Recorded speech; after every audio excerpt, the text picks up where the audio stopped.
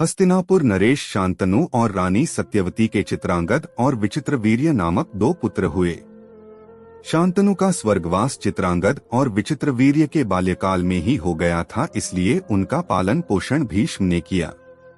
भीष्म ने चित्रांगद के बड़े होने पर उन्हें राजगद्दी पर बिठा दिया, लेकिन कुछ ही काल में गंधर्वों से युद्ध करते हुए चित्रांगद मारा गया। इस पर भीष्म ने उनके अनुज विचित्रवीर्य को राज्य सौंप दिया। अब भीष्म को विचित्रवीर्य के विवाह की चिंता हुई। उन्हीं दिनों काशीराज की 3 कन्याओं अंबा, अंबिका और अंबालिका का स्वयंवर होने वाला था। उनके स्वयंवर में जाकर अकेले ही भीष्म ने वहां आए समस्त राजाओं को परास्त कर दिया और तीनों कन्याओं का हरण करके हस्तिनापुर ले आए। बड़ी कन्या अंबा ने भीष्म को बताया कि वह अपना तनमन राज शाल्व को अर्पित कर चुकी है। उसकी बात सुनकर भीष्म ने उसे राजा शाल्व के पास भिजवा दिया और अंबिका और अंबालिका का विवाह विचित्रवीर्य के साथ करवा दिया। राजा शाल्व ने अंबा को ग्रहण नहीं किया, अतः वह हस्तिनापुर लौटकर आ गई और भीष्म से बोली, हे आर्य, आप मुझे हर कर लाए हैं, अतएव आप मुझसे विवाह करें। किंतु भीष्म ने अपनी प्रतिज्ञा के कारण उसके अनुरोध को स्वीकार नहीं किया।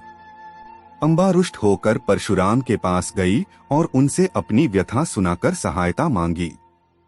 परशुराम ने अंबा से कहा, हे देवी, आप चिंता न करें, मैं आपका विवाह भीष्म के साथ करवाऊंगा। परशुराम ने भीष्म को बुलावा भेजा, किंतु भीष्म उनके पास नहीं गए।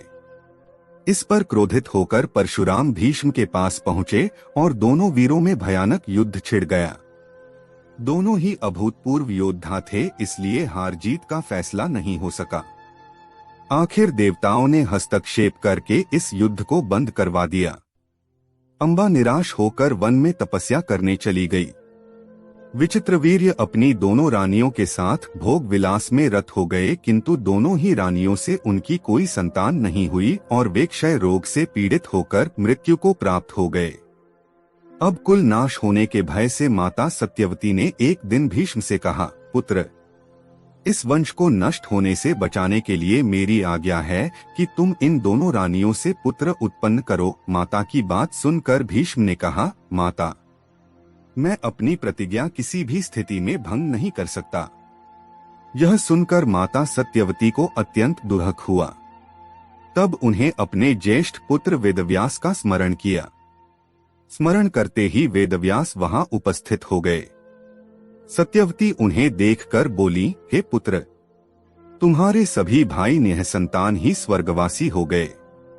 अतः मेरे वंश को नाश होने से बचाने के लिए मैं तुम्हें आज्ञा देती हूँ कि तुम नियोग विधि से उनकी पत्नियों से संतान उत्पन्न करो। वेदव्यास उनकी आज्ञा मानकर बोले, माता, आप उन दोनों रानियों से कह दीजिए कि वो मेरे सामने से निवस्त्र होकर गुजरें, जिससे कि उनको गर्भ धारण होगा।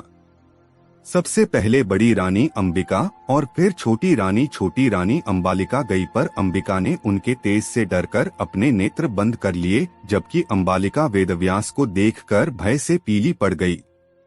वेदव्यास लौटकर माता से बोले, माता, अंबिका का बड़ा तेजस्वी पुत्र होगा, किंतु नेत्र बंद करने के दोष के कारण वह अंधा होगा, जबकि अंबालिका के गर्भ से पांडु रोग से ग्रसित पुत्र पैदा होगा।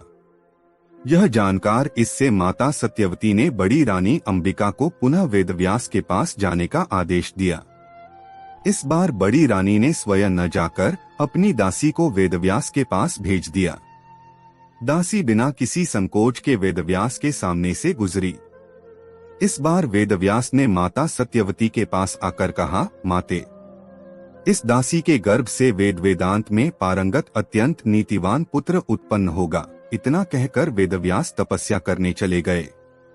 समय आने पर अंबिका के गर्भ से जन्मांध धृतराष्ट्र, अंबालिका के गर्भ से पांडु रोग से ग्रसित पांडु तथा दासी के गर्भ से धर्मात्मा विदुर